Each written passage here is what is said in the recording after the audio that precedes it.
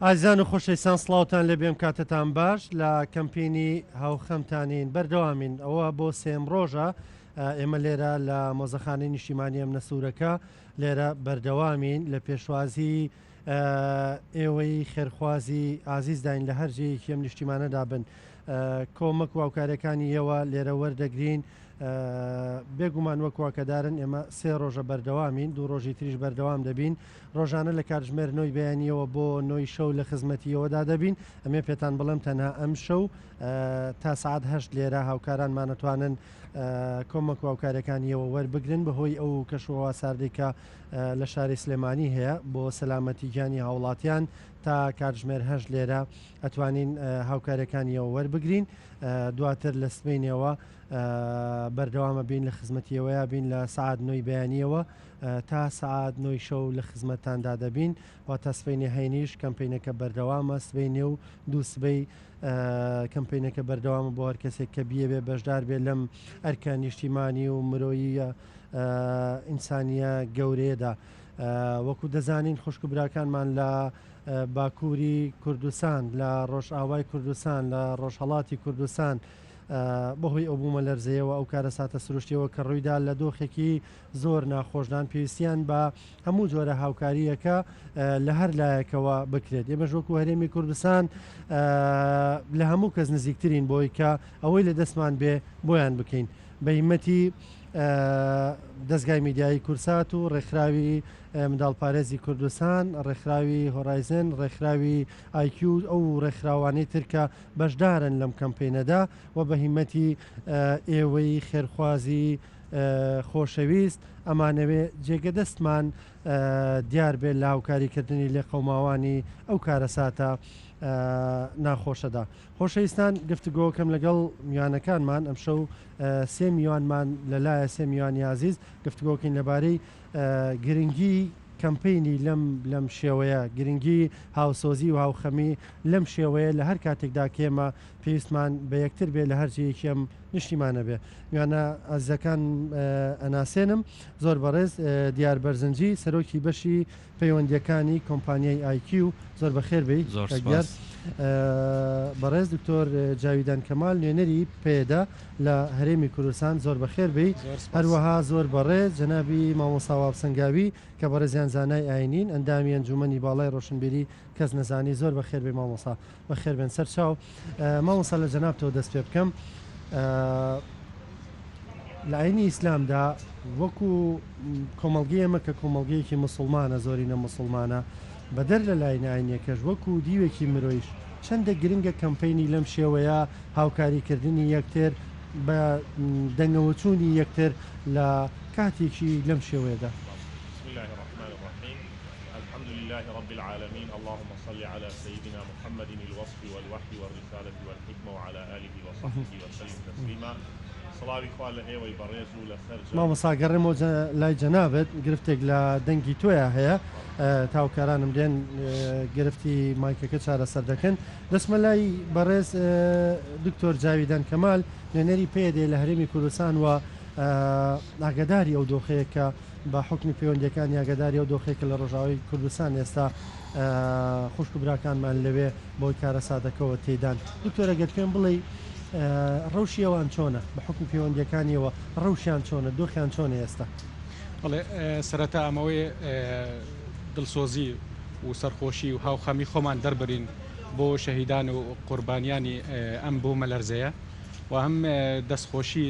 لە بەڕێستان بکەم لە دەستگای میدیایی کورسات کە دەستی کردووە بەم کەمپینە و هەموو ئەو بەڕێزانەی کە بەهانە ئەم کەمپینەژیان هاتووە بە کەسایەتیەکان بە لاینە سیاسیەکان بە حکومیەکان بێ سەرمایەداران بێ و هەموو ئەو هەوڵاتیانش کە هاوکار دەبین لە ئەم کەمپینە و ڕۆژانە کۆمەک کۆ دەکەنەوە بۆ برایانی خۆمان لە پارچەکانی تری کوردستان ئێستا کە زەرمەند بووە بەم بوومە لەرزەیە دیارە دووبارە نیشتمانمان بریندارە زۆر پێویستی بەوەیە کە هەمومان پێکەوە بە یەک دەستی بە یەک ڕێزی لەم کارەساتەدا هاوکاری یەکتر بین و دیارە لە خۆیدا ڕاگەاندنی ئەم کەمپینە لە مۆزەخانەی ئەم نەسوورەکە ئەم نامەیەکە بۆ گەلی ئێمە لە هەر چوار پارچەی کوردستان کە ئێمە لێرە کۆبووینێتەوە بۆ ئەوەی هاوکاری بنێرێن بۆ ئەو شوونانەی کە لێیان قەوماوە ئەبێ داهاتومان بەو شێوازە مسۆگەر دەکەین یەک ڕێزی خۆمان تاکەڕێگای بەدەستێنانی مافی خۆمانە و ڕزگارکردنی نیشتیمانمان لە هەموو قەیرانەکاندایە دیارە ئەو ڕەوشەی کە ئێستا بەم بوومەلەرزەیە ڕوویاوە بەشێکی لە ڕۆژئاوای کوردستانی لە خۆیدا گرتووە خەڵکی ئەوەی کە لیان قەوماوە لە ڕۆژێکی زۆر خراپ دەژین خاصن ئەو شوونانەی کە زۆر عازیەتی پێگەشتووە ئەو ناوچانە بوون کە بە درێژایی ئەم 10 ساڵەی کریزی سووریا با بڵێن عازیەتێک لە ئەساس عازیەتێکی پێگەشتووە لەبەر ئەوەی چەندین جار شەڕ لەوێ ڕوویداوە ینی لە خۆیدا لە ڕووی بینادا ئەگەر باسی بکەین هەمویان هەر زەرەرمەند بوونە اینجا وەرە بوومەلەرزەژدا بەسەریا بێ ئەو شوونانەش کە زۆر زەرەرمەند بوون با بڵێن ناوچەی شەهبایە عافرینە شێخ مەقسوودیشە عفرین وەکو هەمووتان دەزانین لەژێر دەستی داگیرکەری دەوڵەتی تورکایە ناوچەی شەهبا زۆربەی ئەوارەکانی کە لە عفرین ئەوارە بوون هاتوونەتە شەهبا و هەندێکی شوونەتە بۆ شێخ مەقسوود یان لە ئەساسدا خۆیان ئاوارن ئێستا ئەم بوومەلەرزەجدا بەسەردا هاتووە هەر ئاوارەبوونەکی ترە ینی ئەو ناوچانەش زۆربەیدا لە دۆر پێچش کراون لەلایەن ڕێجێمی ئەسەدەوە بیان لەلایەن هێزەکانی تورکیا بێ بۆیە لە حالی حاضردا پێویستیان بە هەموو جۆرە هاوکاریەکدا هەیە لەو کارەسەدانەدا عادەتەن ئینسان پێویستی بە سەرەتا پێش هەموو شتێک بە شوونی مانەوەیە بە خەیمەیە بە دەرمانە بە کۆمەک و جل و بەرگ و خواردنە ینی بە هەموو شێوازێک پێویستیان بە هاوکاریان کاتن زۆر باشە بەردەوامە بین دواتر گفتوگوی ترەکەین مامۆستا بگەڕێمەوە لای بەڕێزت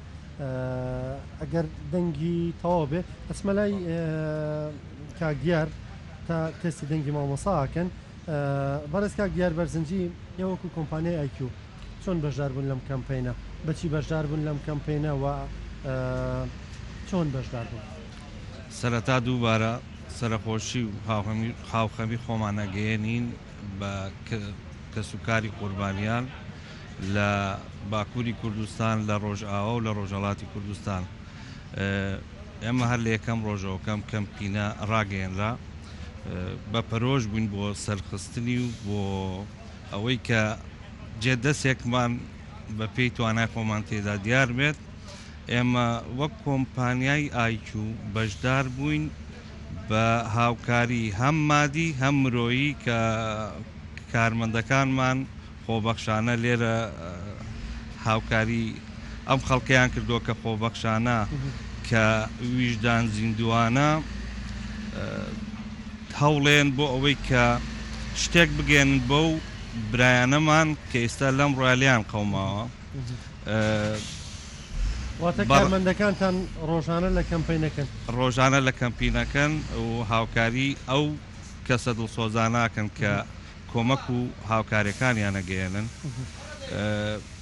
بەڕاستی ئەمڕۆ کەم لێرە بووم وجدانم ئاسوودە بوو کە و خەڵکەمە بینی بەو هەست و حەماسەوە ئاهاتن کە هاوکاریەکانیان بگێنن دەستان خۆش بێ مامۆستا بگەڕێمەوە لای جەنابێت هاوکارانە مایکەکەی ئاگرفتی نییە ببوورە مامۆستا جەوەکەی ساردا ئەو ئامێرانە ژاری وایە بە کاریگەری سەرمایە هەندێک گرفتیان مۆدری سەرە پرسیارەکەمەوە بوو چەندە گرنگە کەمپینێکی لەم شێوەیە هاوخەمی لەم شێوەیە لە ڕووی مرۆییەوە لە ڕووی ئاینیەوە بسم الله الرحمن الرحيم اللهم صل على سيدنا محمد الوصف والوحي والرسالة والحكمة وعلى آله وصحبه وسلم تسليما سڵاوی خواتان لێبێ و ڕێز و سڵاومان هەیە بۆ سەرجەم بینەرانی کەناڵی کورسات و لە ناخی دڵەوە پرسە و سەرخۆشی ڕائەگەێنین بە کەسوکاری لێقەوماوان و زیان لێکەوتوانی ئەو کارەساتە گەورەی کە بەسەر وڵاتی تورکیا و بەسەر وڵاتی سووریادا هاتووە کە ئێمە لە هەرێمی کوردستانی خۆمان ئەڵێن کوردستانی باکوور و کوردستانی ڕۆژئاوا کە بەڕاستی چی وەکو کورد ئەوان پارچەیەکن بەشێکن لە ئێمە و خوێن و گۆشتمان یەکە و هەمووش مسلمانین بەڕاستی وەکو مسلمان و لایەنە دینیەکەی وەکو ئیسلام و وەکو بابەتێکی مرۆیی و ئینسانیش ئێمە دراوسین بەڕاستی بۆیە من وەکو مامۆسایەکی ئاینی داوا ئەکەم لە هەر موسڵمانێک هەرچی ئەتوانێت بەڕاستی خوای گەورە باسی خێر و چاکەی کردبێ ئەفەرمێ فەمەن یعمل مثقال ذرة خيرا يره هەر کەسێک ئەگەر بەقەدەر گەردیلەیەک گەردێک چاکە بکا لە ڕۆژی قیامەتە ئەیبینێتەوە ئەی چۆن موسڵمانێک ئێستا بەم سەرمایە بەم بارودۆخە ناخۆشە لە وڵاتی ئێمەشا کۆمەڵە کێشە و ئەزمە هەیە ئێستا بێت هاوکاری پێشکەشکا لەبەر خاتری خوا بە دڵسۆزیەوە بینێرێ بۆ خوشک و براکانی لە باکووری کوردستان و لە ڕۆژئاوای کوردستان بەڕاستی گەورەترین ئەجر و پاداشتە کە خوای گەورە ئەفەرمێ وما ئەدراکە ما العقبة فك رقبة أو إطعام في يوم ذي مسغبة بەڕاستی ئەمە یەوم ذی مەسغەبەیە گەورەترین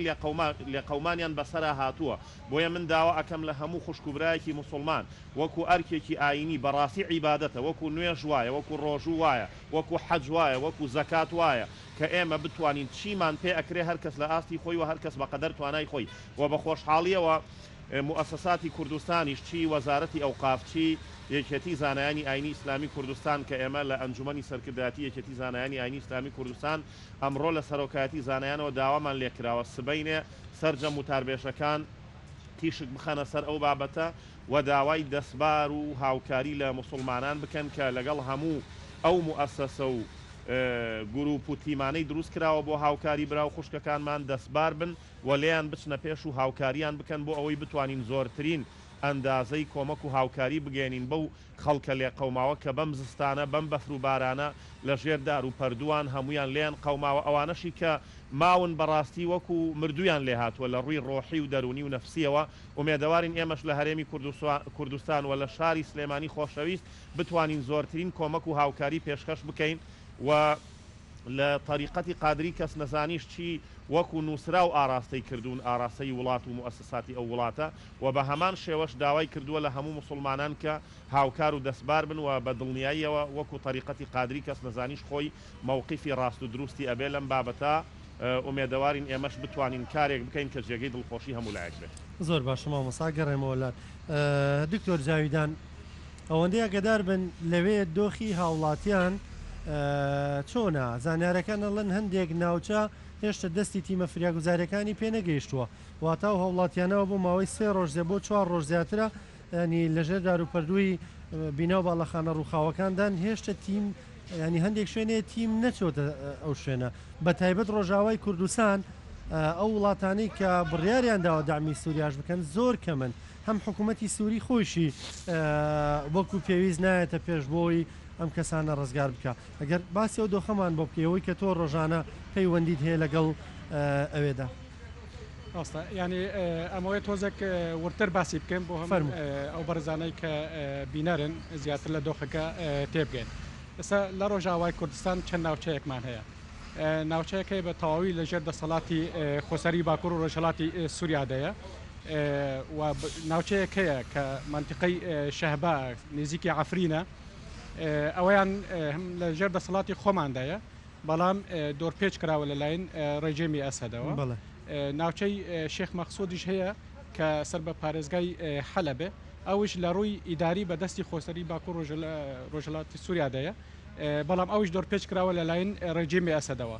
ناوچەی ئافرین کەوتم نزیکی شەهبا و ئافرین نزیکی یەکەن ئافرینەوە داگیرکراوە لەلایەن دەوڵەتی تورکیا و گروپی چەتە و چەکدارانەی کە سەربەوانن ئەو شوێنانەی کە زۆر ئازیەتی پێ گشتووە بەداخەوە ناوچەی ئافرین و شێخ مەخسوودە کە دۆرپێچ کراون و ئێمە بە تەواوی ناتوانین دەستی هاوکاریان بۆ درێژکنیان بە زووترین کات با بڵێن فریایان کەوین ئەم ناوچانەی تر کە لە ڕۆژهەڵاتی ڕووباری فەرات با بڵێن ینی کۆبانێ و قامشلۆ و حەسەکە ئەم ناوچانە ئەمان ئازیەتێکی وا پێ نەگشتووە بەهۆی بوومەلەرزەکە بەڵام ئەوەیە کە لە ئەساسدا ڕۆژئاوا تا ڕادەیەک لە ژێر فشارێکدا یان حیسارێکدایە با بڵێن بە ئاسانی ناتوانشت بگەینێتە ڕۆژئاوای کوردستان یان لە ئەساسا تۆزێک ڕەوشەکە ینی دۆخەکە نالەبارە بەڵام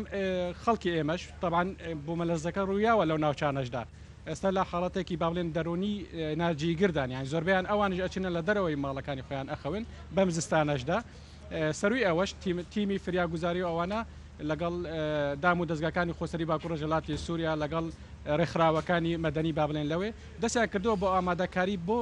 بۆ ئەو ماڵانەی کە با بڵێن لە شێخ مەقسوود یان لە شەهبە وردە ڕوودەکەنەوە ئەوم ناوچانە خۆ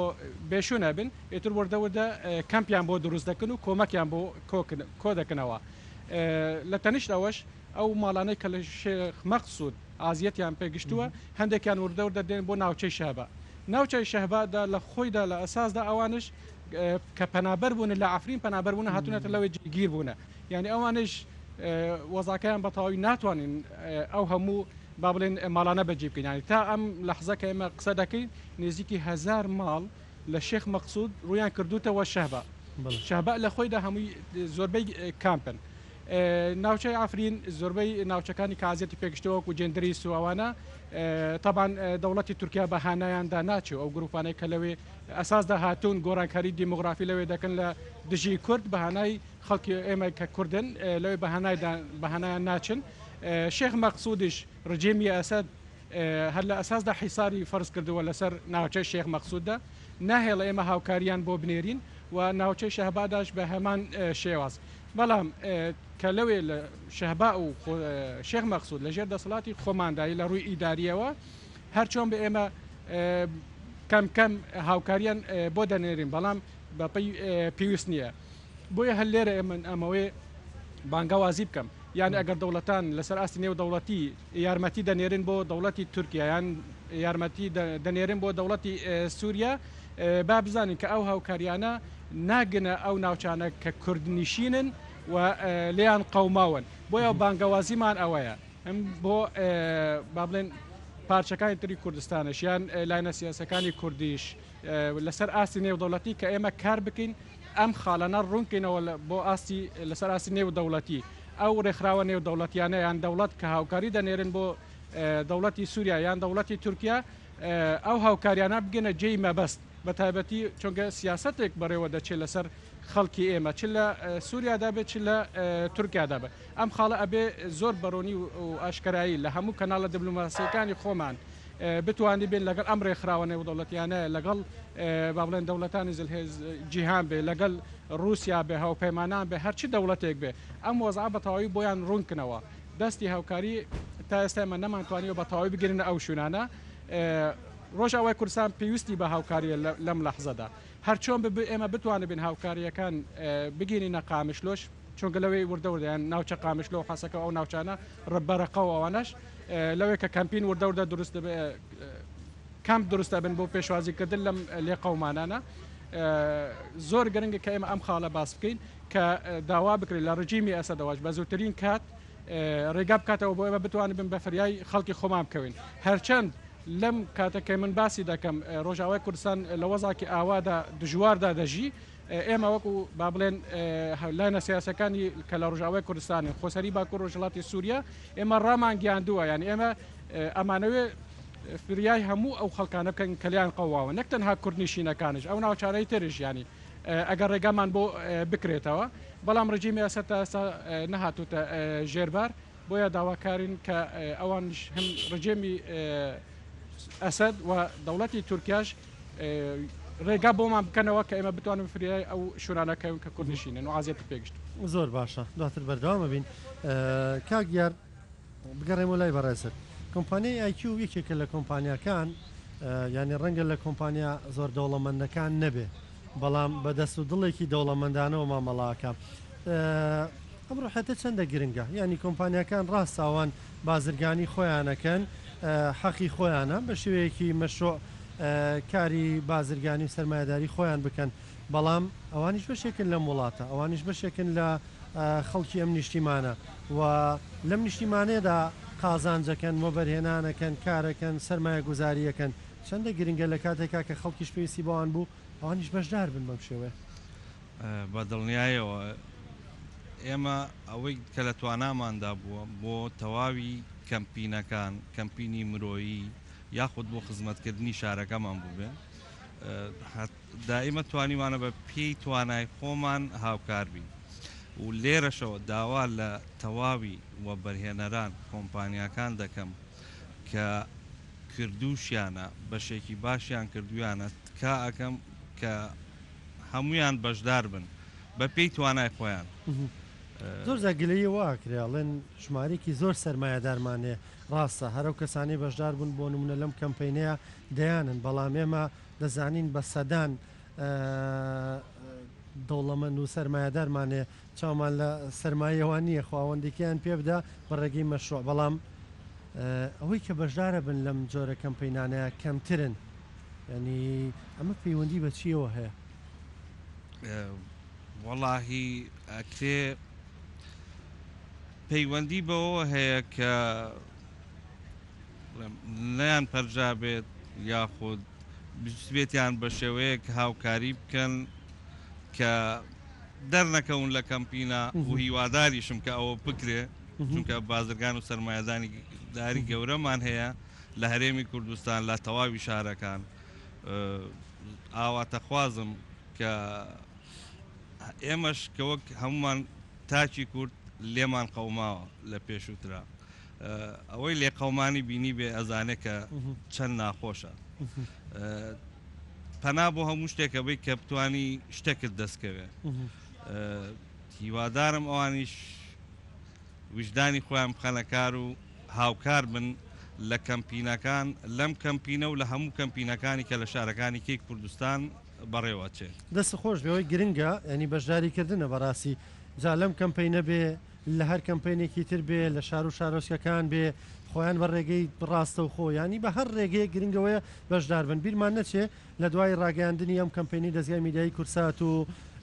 ڕێکخراوەکانی تر منداڵپارێزی کوردستان و ئایکی و هۆرایزن و ئەو ڕێکخراوانی تر و سەرمایەدارانە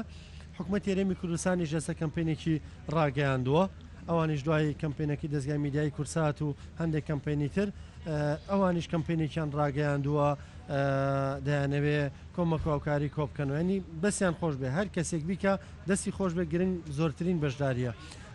دەستان خۆش بێ مامۆسابگەڕێ مولای جەنابەت کوردەواری ئەڵێ لە زۆر زۆر و لە کەم کەم زۆر جار ڕەنگە خەڵکێک ڕووی نەیە ینی حەزەکا بەشدار بێ بەڵام کەمی پێەیە خۆی محتاجە زۆر جارەرم قسەیەش ئێستا لە سوشیل میدیایە کرێ ئەڵێن خەڵکی خۆشمان زۆری پێویست بەوەیە خەڵکی خۆشمان نەوتی نییە دۆخی خراپە بەو شێوەیە ئەم قسانە هەموو تەواون بەڵام ناکاتاوەی خەڵکێک لە ژێر دار و پەردووی بینە و باڵەخانەیە هێنرابێتە دەرەوە و هیچ شتێکی نەما بێ ئەوەی هەی بوو بێ لە سیارە لە پارە لە خان و لە مۆڵک هەر شتێک هیچی نەما بێ ئەمێ قسە لەسەر ئەوە بکەین بەڵێ بەڕاستی لە ڕوانگەی ئیسلامەوە قورئانی پیرۆز لە سەدەها شوێنە باسی بەخشین و بەخشندەیی کردووە یعنی ئەو بەخشینە ئەگەر بەنهێنی بێ بە ئاشکرا بێ بە حەجم و ئەندازەیەکی زۆر بێ کەم بێ هیچ کێشەنیە گرنگ مەوقیف و هەڵوێستە وە گرنگ هەستی ئینسانی و بەزەیە وە گرنگ لاکردنەوەیە بەلای خەڵکی لێ قەوماوە کەمی و زۆری زۆر کێشە نییە بەڵام هەڵوێستەکە زۆر مهمە چونکە پێغەمبەر عەلەیهی سەڵات وەسەلام بە دایکی ئیمانداران حەزرەتی عایشە خوای لێ ڕازی بێ ئەفەرمێ ئیتەقی اللاه وەلەو بشقی تەمڕەتین ئەفەرمێ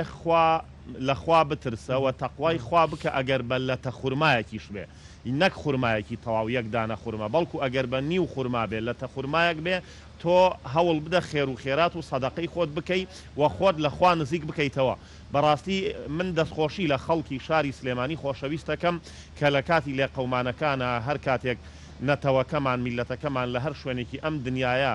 کارەساتێک ڕووداوێک ڕووی تێکرد بێتن خەڵکی سلێمانی زۆر بوێرانە زۆر بە جورئەتەوە هاتوونتە سەرخەت و ئەو پەڕی مەوقفی دڵسۆزانە و مسلمانانە و مەردانە و کوردانەیان هەبووە بەڵام داواشەکەم لە هەموو پیشەوەرەکان لە هەموو چین و توێژەکان لە هەموو خەڵکەکان خەڵکێک هەیە لە بازاڕە لەوانەیە دوکانێکی بچووکی هەبێ وشکە بفرۆشێ بەڵام خەڵکێک هەیە لەوانەیە کۆمپانیایەکی گەورەی هەبێ خەڵکێک هەیە لەوانەیە مولک و سەرۆت و سامانێکی زۆری هەبێ بەڵام خەڵکێک هەیە لەوانەیە موچەیەکی بەسیط و ئاسایی هەبێ بەڕاستی هەر کەس لە ئاستی خۆیەوە واجبە لە سەرمان چونکە خوا ئەفەرمێ وتعاونوا على البر والتقوى ولا تعاونوا على الإثم والعدوان و ئێمە ڕیشسپیەکانمان مامۆستاکانمان سەرکردەکانمان خەتیبەکانمان وتاربێژەکانمان هەمووی داوامان لێ ئەکەن بەڕاستی بۆیە من بۆ خۆم بەڕاستی داوا ئەەکەم لە مامۆسایانی ئاینیش هەروەکو چۆن سەرکردایەتی یەکێتی زانایان داوای کردووە لە هەموو کەمپینەکانە ئامادە بن و دەست پێشخەری بکەن بە نەسیحەتیان بە مەوقیفیان بە کرداریان هەوڵ بدەین بیسەلمێنین کە ئێمە ئەو برا و خوشکانەمان بە کەس و بە پشت و پەنای خۆمان ئەزانین و کاتێک ئەوان لێیان قەوماوە ئێمەوە ئەزانین خۆمان لێمان قەوماوە چونکە مسلمان یەک پارچەیە پێغەمبەر فەرمی عەلەیهی سەڵات وەسەلام نمونەی ئیمانداران و مسلمان وەکو جەستەیەک وایە ئەگەر ئەندامێک لە ئەندامەکانی ئەو جەستەیە ئازارێکی پێ بگا برینێکی تیا دروست بێ سەرجەم ئەندامەکانی تریش تادای ئەگرێت و بێزار و بێتاقەتە بێ بۆیە ئومێ دەکەم ئینشاءالله چی شاری سلێمانی چی شار و شارۆچکەکانی تر و سەرجەم چین و توێژە بەڕێزەکان پیشەوەران کاسبکاران خاوەن تیجارەت و کارگە و کۆمپانیاکان و هەموو موچە خۆران ئەگەر شتێکی کەمیش بۆ ناوی خوای لێبێنن بەڕاستی گەورەترین سەدەقەیە وپێغەمبەر فەرمی عەلەیهی سەڵات وەسەلام الصەدەقەة تەرفع البەلاء وتەزید العمر ئینسان کە سەدەقەی کرد بە بەرەکەتی ئەو سەدەقەیە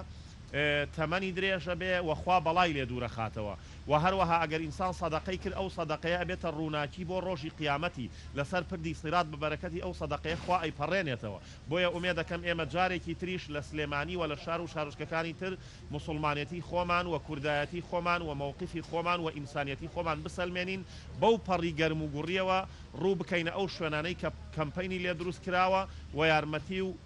پیتاک کۆ ئەکرێتەوە بۆ لێ قەوماوان لە باکووری کوردستان و لە ڕۆژئاوای کوردستان و خوای گەورە لە هەموو لایەکی قبول بکە ئینشاءالله. مامۆستا باسێکی و خاڵەش بکەوەی کە زۆر زارەوترێ خەڵکی خۆشمان پێویستێتی خەڵکی خۆمان محتاجە بەڵام وەکو پێشووتری ژوتم ئەوان لە دۆخێکی زۆر زۆرە ها لە بینی مان و نەمانان ڕاستە بێگومان ئێمە ئێستا لەوانەیە خانەوادەی وا هەبێ لە هەرێمی کوردستان زۆر فەقیر بێ لەوانەیە هیچ پوڵ و پارەیەک لە ماڵیان نەبێت بەڵام خۆ لەوانەیە دوو بەتانی زیادەی هەبێت لێ قەومانەکەی ئەوان کارەساتە بەڕاستی جەرگ بڕانە جەرگ سووتانە ماڵوێرانیە یعنی ئەوانەی کەماون دڵنیابن لە ڕووی نەفسیەوە لەوانەیە هەندێکیان هەر تێک بچن بۆیە هیچ کەسێک پێغەمبەر فەرمی عەلەیهی سەڵات وسەلام لا تحقیرن من المعروف شیئا لە کاری چاکەدا هیچ شتێک بەکەم مەزانە ئەگەر بچووکیش بێ بۆیە ئومێدەوارم ئینشاءالله ئێمەی موسڵمان لە هەرێمی کوردستان و لە سەرجەم شار و شارۆچکەکان بتوانین گەورەترین هەڵوێستمان ببێ و ڕاستە ئێمە خۆمان کەم و کورتی و نەقسمان هەیە هەمانە نەدار و نەبووە بەڵام بەڕاستی ئەو کارەساتەی ئەوان لەگەڵ ئەمەی ئێمە بەراورد ناکرێ هیوادارم مەردانە قۆڵی لێ هەڵ بکەین هەر کەس لە ئاستی خۆی بێتە پێشەوە و بیسەلمێنێ کە ئەمە ئینسان دۆستە کە ئەمە بەزەیی بە نەتەوە و میلەتەکەی خۆیان دێتەوە ومێدەوارم ئینشاءالله جەنابیشتان خوا پاداشتان بداتەوە کە ئەم کەمپەینەتان کردو و کارێکی زۆر باش و پیرۆزە ئێمە وەکو مامۆستایان و زانایانی ئاینی دەستخۆشی لە هەر کارێکی چاکەکەین لە خزمەتی ئینسانیەت هابێ بە تایبەتی لە خزمەتی نەتەوە و گەلەکەی خۆمان بێ لە هەر شوێنێک بێ لە هەر چوار پارچەی کوردستان سواز مامۆستاگیان دەست خۆش بێ بینەرانی خۆشەویست پەیتا وڵاتیان هەردێن بەفرەبارێ بەڵامەوان بەردەوام من دەیانەوێ بە زووی بەشدار بن لەم کەمپەینە ئەم کسە جوانە ئەم تۆپە جوانانەی هێناوە تۆپانە بۆچی هێناوە کوڕم هێنا سێری کامێرەکەم بۆ بکەدەی تۆپانم بۆ کوڕەکان هێناوە بۆی تۆ زیاری پێ بکەن دڵت لایەنە بەڵێ ئەیان بینی لە تەلەڤیزیۆنەوە بەڵێ دۆخیان ناخۆشە وایە بەڵێ کوڕەکەوی کە کەوتۆتە ناو چاڵەکە ئەوی بە کامپینەکەەوە بۆ ئەو کوڕم هێناوە یعنی تۆ بینی ئیتر دڵت جانی کردوتت باڵ تۆپانی خۆمی بۆ بەرم یاری پێ بکە ئادی گوڵە جوان سێرێکی کامێرەکەم بۆ بکە ئەی داوایچی لە مناڵانەکەی مناڵانی تری وەکو تۆکە لە ماڵەوە نێستا ئەو مناڵانی کە لە چاڵەکە دەرهاتوون تۆپی دووەمیشیان بۆ ئەوانم هێناوە دەستەکانە خۆش بێ زۆر زۆر سپاس تەمەند درێژبی گوڵە جوان تەمەند درێژبی لێ تۆپەکانە بەرە بێ دەست ئەو تیمەمان بۆی بینێرن بۆ مناڵەکان خۆشەویستان بەڕاستی ڕۆژانەی مەکە لێرەین دیمەنی وەها بینین بەڕاستی دیمەنی وەها بینین ئەنی دڵی ئینسانە هەژێنێ منداڵێک یە تۆپەکانی خۆی کۆ کردوتەوە لە تەلەڤیزیۆنەوە منداڵێکی بینیوە لە ژێردار و پەروی بینە باڵەخانەیەکە ئەوێ یاریەکانی خۆی بۆ بەرێ ینی بۆ دڵپاشی خۆی بۆ دڵسافی خۆی پێی وایە تۆپەکانی وەگاتە دەست هەمان مناڵ ینی نیەتێکی زۆر زۆر پاک لە مناڵێکی جوانی باشووری کوردستانەوە بۆ منداڵێک لە تورکیا لە سووریا لە ڕۆژئاوا لە باکوور لە ڕۆژهەڵات دیمەنی بە تەمەنێکە بینی بڕەنگە 100,000 هەبێ لە ماڵەوە سەهزارەکە ئەهێنێ و ئەڵێ خۆم خەینا سەهزارەکە هێنێ بۆ ئەم کەمپینە ئەوێ بەشدار بێ بەڕاستی دیمەنی زۆر سەیرە بینین ڕۆژانە ئەم هەست و ئەحساسە بەڕاستی لە نەتەوەکانی تردا هەیە بەڵام تەنها لە کووردا ئەیبینینەوە هێندە دەست و دڵ فراوان بێ هێندە سنگ فراوان بێ هێندە دەستکراوە بێ ئەوەی لە گیرفانیدا ئەیهێنێ هیوادارم سەرمایهدارەکانی چاو لە فەقیرەکە بکەن بەڕاستی ئەوەی تێبینیەکەین هەڵکە فەقیرەکە زۆر زیاتر ینی زۆر زیاتر بەشدارە لە ئەو جۆرە کەمپینانە یعنی ئەوەی کە کەمیە زۆر زیاتر هەوڵەدا بەشدار بێ سەرمایهدارەکانیش بەشدارن دەستخۆشییان لێکەین نمونەیان زۆر بێ بەڵام ئەوان کە زیاتریان هەیە زیاتر ئەرکەکاکەوێتە سەرشانیان بۆی بەشدار بن لەو جۆرە کەمپینانە بەردەوامە بین ئەسمەلای دکتۆر جاویدان دکتۆر ئێستا ئەوەی کە هەیە هەوڵاتیانم پێویستیانە ئەهێنن لەوێ هیچ پەیوەندیە کراوە بە ئێوە چیان پێویست بێ بە دیاریکراوی خەڵک چیان بۆ بنێرێ چ زەڕورە بۆ ئەوان ئێستا ینی منەمەوەی دەستخۆشی بکەم لەو مناڵە و هەموو ئەو کەسانی کە بەشدار دەبن لەم کەمپینە دیارەکە ئێمە دەبینین مناڵێک لە پارچەیەکی کوردستان ینی ئامادەیە ئەو یاریانی خۆی دابش بکات بینێرە بۆ پارچەیەکی تری کوردستان ئەمە شتێکە ڕاستی گەشتبینمان دەکات کەواتە داهاتووی گەلەکەمان گەشت دەبێت چونکە ئەمە زۆر گرنگە کە نەوەکانی کورد لەسەر ئەو فکرە گەورە بن کە ئێمە یەک نەتەوەین لە هەر پارچەیەکدا بین خۆش لە ئاساسدا ئێمە ینی کوردستانی گەورەیە ینی فەرق نییە لە بینی ڕۆژئاوا بێ یان باشوور بێ بۆیە هەر ئاماژە بەوەش بکەم یان کە بەڕێزت خاڵی پێشەمە باست کرد هەندێک بڵێن وەزای سلێمانی باش نییە ئێمە چۆن هاوکار بین ڕاستی سلێمانی هەر شاری هەڵمەت و قوربانیە هەر ئەوەش لە سلێمانی چاوەڕوان ئەکرێت کە یارمەتی پارچەکانی تر بکە و هەم و دەست پێشخەری دەکات لە ڕاگەاندنی کەمپینی بەو جۆرانە و فەرقش نییە لە بینی قامشلو و سلێمانی با بڵێنیان لە بینی ئافرین و ئامەد بێ باسی بکەین ئەگەر لە هەر شوێنێکی وڵاتمان کارەساتێک ڕووبدا بەشەکانی تر بە هەموو شەرت و مەرج و قورسەکانی خۆی هاوکاری ئەو شوونە دەبین بووەش ڕۆژاوای کوردستان لە کاتی شۆڕشدا لە شەڕ و جەنگادەیە هاوکاریمان کۆ کردوتەوە بۆ ئەوی بۆ با بڵێن ڕۆژهڵاتی کوردستانش بنێرێت یان لە پارچەیەکی تریش بۆ پارچەیەکی تریش ئەوە زۆر گرنگە و بۆیە ئەمەوەی ئەوەش بڵێم ئەم کەمپینە لە ڕووی مۆراڵ و معنەویات زۆر کاریگەرە بێ لەسەر گەلی کورد لە هەر چهار پارچەی کوردستان بێگومان وەکو لە بیداتە باسم کرد تۆ لە کاتێک بوو مەلەرزەیە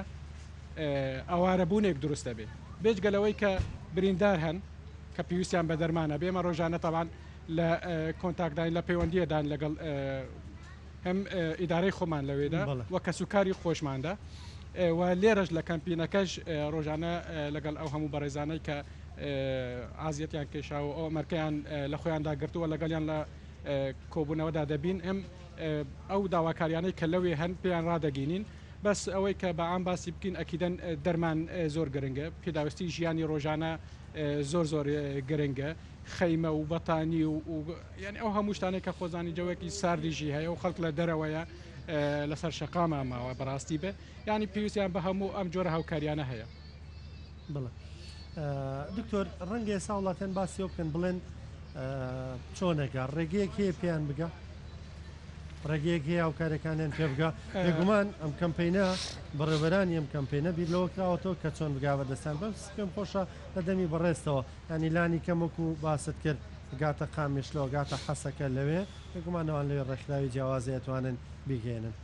ڕاستە یعنی ئەمە خاڵێکی ئەکیید زۆر گرنگە کە تۆ بیر لە کەمپین بکەیت و کۆمە بکەیت ئەبێ بیر لەوەش بکەیتەوە چۆن بگەیتە شوێنی مەبەست بۆیە چەند ڕێگایەک هەیە ئێمە حالیان هەم لەگەڵ ئەم بەڕێزانە کەوتم سەرپەرشتیاری ئەم کەمپینەن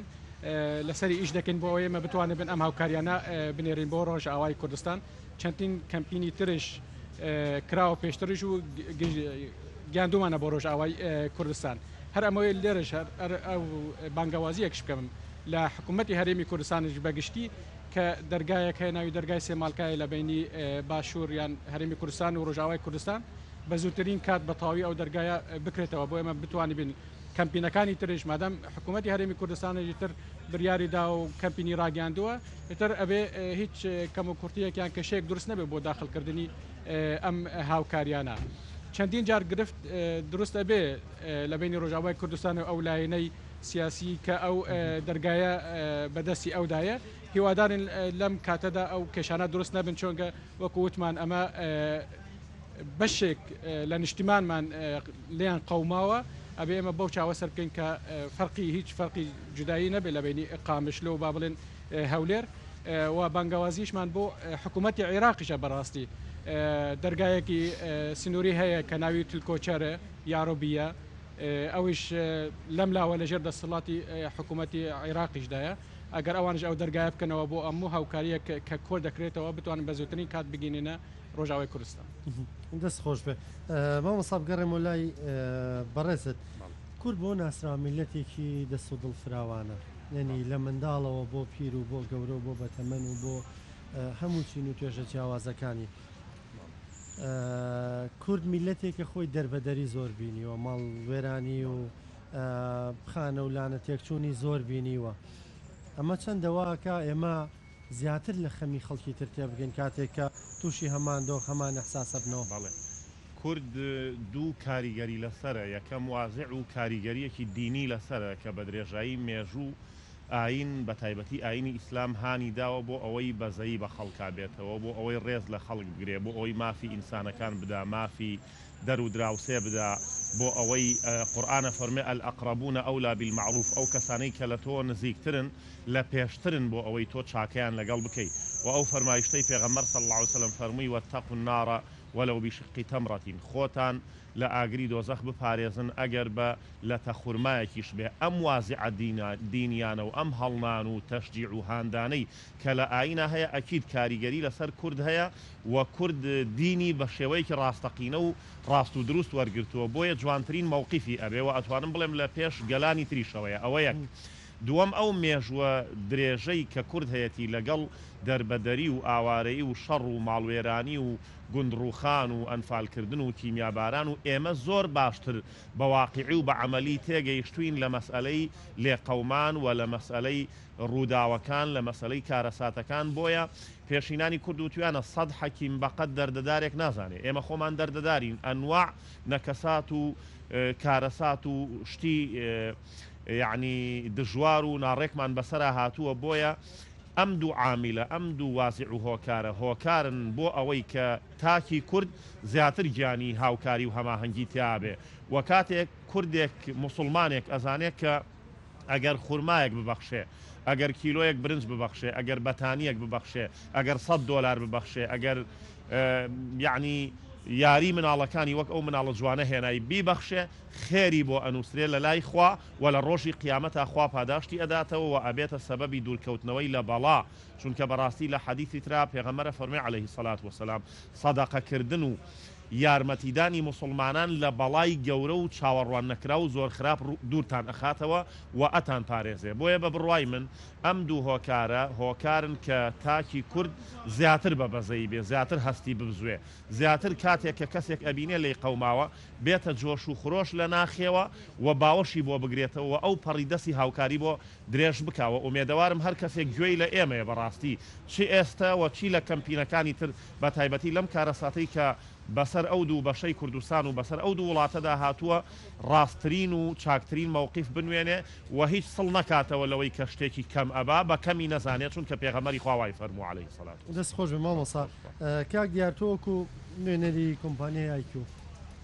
کاتێک کە بەشدارە بن لە کارێکی خێرخوازیە هەستان چۆنە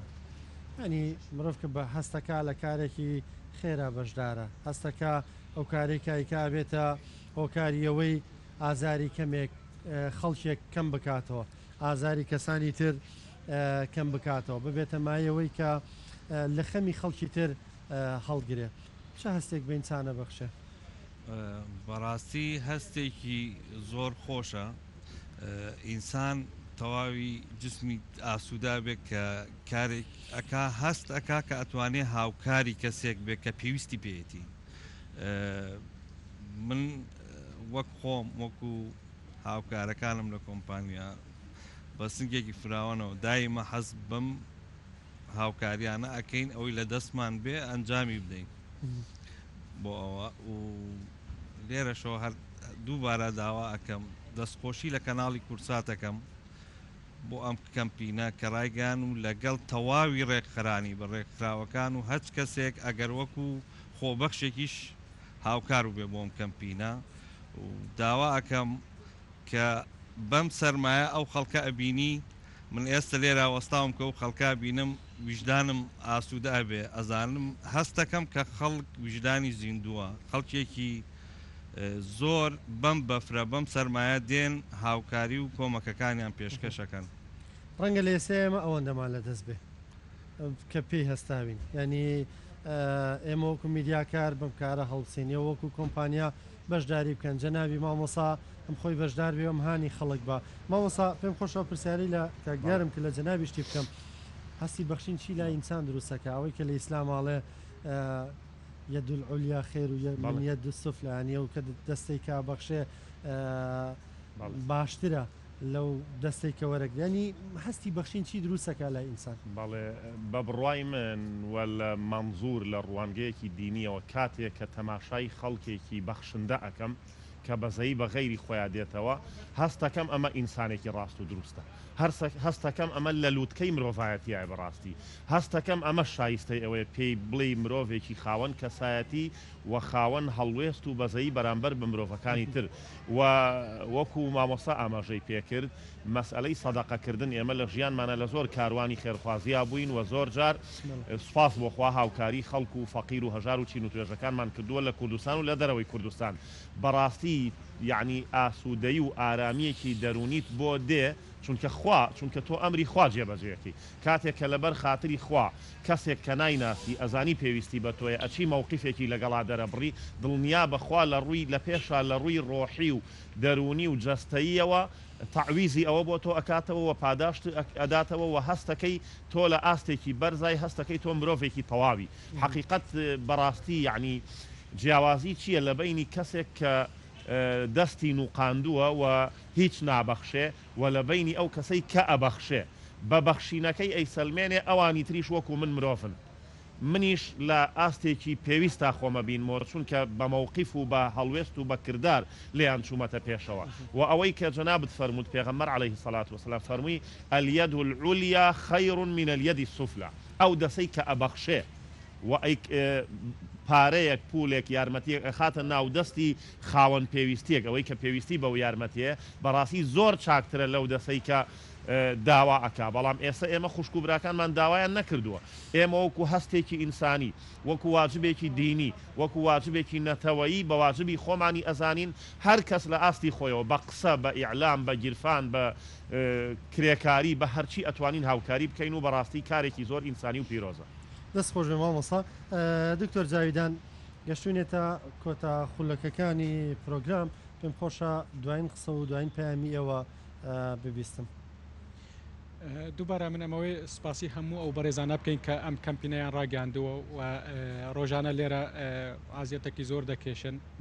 لە بەردەم ئەم سەرمایەدا سپاسی هەموو ئەو کەسە خۆبەخشانە دەکەم کە ئەوانش بەشدارن سپاسی ئەو هەموو هەوڵاتیانە دەکەم کە ڕۆژانە دێن و کۆمەک دەهێنن و لێرە شتەبەخشن بەم کەمپینە و ئەمەوێ دڵنیایان بکەینەوە ئەمە کارێکی مرۆییە کارێکی نیشتیمانی و نەتەویە و ئێمە هەموو هەوڵێک دەدەین کە بگاتە شوونی مەبەست دیارە لەسەر ئەو پرسیارەی کە بەڕێزی شت کردت ئایا بەخشین چه هەستێکە ئایا بە ئینسان با من ئەوەن بڵێم لێرە لە ڕووی سایکۆلۆژیا بەخشین جۆرە ئارامیەک و دڵخۆشیەک بە ئینسانە بەخشێ لای ئەو گەلانەی کە بێندەستن جۆرەك لە هیوا پێ دەبەخشێ کە دەبینی هێستا ئینسان بەخشندەیە بەڕای منش بە نسبەت کوردەوە کەشت بەخشێ بەڕای من وڵاتێک پێمان دەبەخشێ ئەم بەخشینەی کە ئێمە دەکەین داهاتووی گەلی خۆمان پێم سۆگەر دەکەین و بەدەست ئەهێنین دووبارە منەوەی دووبارە بڵێم سوپاسی هەموو کەسێک دەکەم کە ئەم بە ئەرکی ئەم کەمپینە هەستاوین و بە زووترین کاتش هەوڵ دەدەی ئەم کەومەکە و ئەم هەموو هاوکاریانەی کە کۆکراوەتەوە ئەیگەینە ڕۆژئاوای کوردستان لە هەوڵەکانی خۆمان بەردەوامین و سپاسی دووبارە سپاسی کەناڵی گەلی ینی کورسات نیوز دەکەم و هەموو کەناڵی ڕاگەاندنەکانم بەگەلی کورسان بێ بەکەێنێن بێ بە هەموو کەناڵەکان هەموو ڕاگەنکارەکانش دیارە هەرچۆن لێرە خەڵک ئەو مادووبوونە دەبینێ بەم سەرمایە دێت هاوکارەکانی خۆیان دەهێنێ بەڕێزی هەموو کەسێکانی لە ڕووی ڕاگەاندنەوەش ئەو مادووبوونە دەبینی ڕاستی بێ یامە لێرە لەم کەمپینە مافی کەسێک نەخورێ هەموو ئەو کەسانەی کە لە دوای کامیرەدا ئیش دەکەین بۆ ئەم کەمپینە ئێمە سپاسی خۆمان ئاراستەیان دەکەین سپاس بۆ تۆ کاک دیار بەرزنجی ئەگەر قسەیەکت مابێ و تێکت مابێ وەڵا دەستخۆشی لە جەناب دەکەم و هیوادارم خەڵک دوو ڕۆژمان لە بەردەما ماوە شێرگیرانە بەشداری بکەن لەم کەمپینە ئەگەر بە شتێکی زۆر کەم بێ لە ڕوویمادی یاخود بە پارچەیەک شت بێ کە بتێبی بەخشی دەستخۆش بێ مامۆستا جەنابەت من کۆتا قسەم بۆ ئەو بەڕێزانەی کە گوێیان لێمانە ئەو فەرمودەی پێغەمبەر عەلەیهی سەڵات وەسەلام کە حەدیثێکی قودسیە یعنی خوای گەورە جەلە جەلالوهو کە خاوەنی هەمومان و خاوەنی ئەم بوونەوەرەیە ئەفەرمێ یا ابن ئادەم ئەنفق ئونفق عەلەیکە ئەفەرمێ ئەینەوەی ئادەم تۆ ببەخشە دڵنیا بە ئەگەر تۆ بەخشن دەبی منیش پێتە بەخشم یا ڕەبی خوای گەورە بە هەزاران قات پاداشتی ئەو خوشک و برایانە بداتەوە کە ماڵ ئەبەخشن وەکە بەزەییان بە خوشک و براکان و بە نەتەوەکەی خۆمانە دێ لە پارچەکانی تری کوردستان خوا لە هەموو لایەکی قوبوڵ بکا و دەستخۆشی زۆرمان هەیە بۆ هەر کەسێک بە هەر شێوەیەک بەشداری ئەم کەمپەینانە و ئەم یارمەتی و تەعاونەکە. زۆر سپاس مامۆستا زۆر بەڕێز مامۆستا وابسەنگاوی زانای ئاینی ئەندامی ئەنجومەنی باڵای ڕۆشنبیری کەس نەزانی هەروە دکتۆر جاویدان کەمال نوێنەری پێدە لە هەرێمی کوردستان بەڕێز کاک دیار بەرزنجی سەرۆکی بەشی پەیوەندیەکانی کۆمپانیای ئایکیو دارێکی سپاسانەکەمەوە بەشداریکردنتان زۆر سپاس خۆشەویستان ئەمێ بڵێمەوە ینی تکایە ئەم شەویتر ئازیەت مەکێشن چونکە هاوکارانیشمان ماندوون خۆتان نەزانن ئەمڕۆ ئەو ئێستا ژوا بەفرەبارێ قەرەباڵغیەکی زۆرەیە هاوڵاتیانێکی زۆر دەیانەوێ کۆمەک هاوکارەکانیان بگێنن حەزیەت مەکێشن لەبەر ئاستەنگی هاتوچۆ هاوکارانیشمان با پشوویەک بن ینی تا سعات هەشت ئێمە لێراتوانین لە خزمەتتان نابین سبینێ لە سعات نوێی سەر لە بەیانیەوە دیسان جارێکی تر لە خزمەتتان نابین تا درەنگانی شەو تا سعات نوێی شەو لە خزمەتیەوەدا دەبین بۆی هاوکارەکانتان بگێنن بە ئێمە لە مۆزەخانەی نیشتیمانی ئەم نەسوورەکە لە شاری سلێمانی یاخود لە شار و شارۆچکەکانی تر لە کفری لە کەلار لە چەمچەماڵ لە ڕاپەڕین لەوێ شوێن دیاری کراوە ئەگەر بتانێ ببەخشن یاخود لە هەر کەمپینێکی تر میاماژەی پێ بکەمەوە پاش ڕاگەاندنی ئەم کەمپینەی دەستگای میدیایی کورسات و ڕێکخراوەکانی تر کە باوە بەژایان گەیاندووە حکوومەت هێرێمی کوردستانیش کەمپینێکی ڕاگەیاندووە لە هەر کەمپینی خۆتان پێتان خۆشە گرنگەوەیە کە ببەخشن بەشدار بن لە کۆمەک و هاوکاری بۆ خوشک و برایانمان لە ڕۆژاوای کوردستان لە ڕۆژهەڵاتی کوردستان لە باکووری کوردستان لە هەرجەیەکی ئەم جیهانەدا بن کاتێکی خۆش خواتان لەگەڵ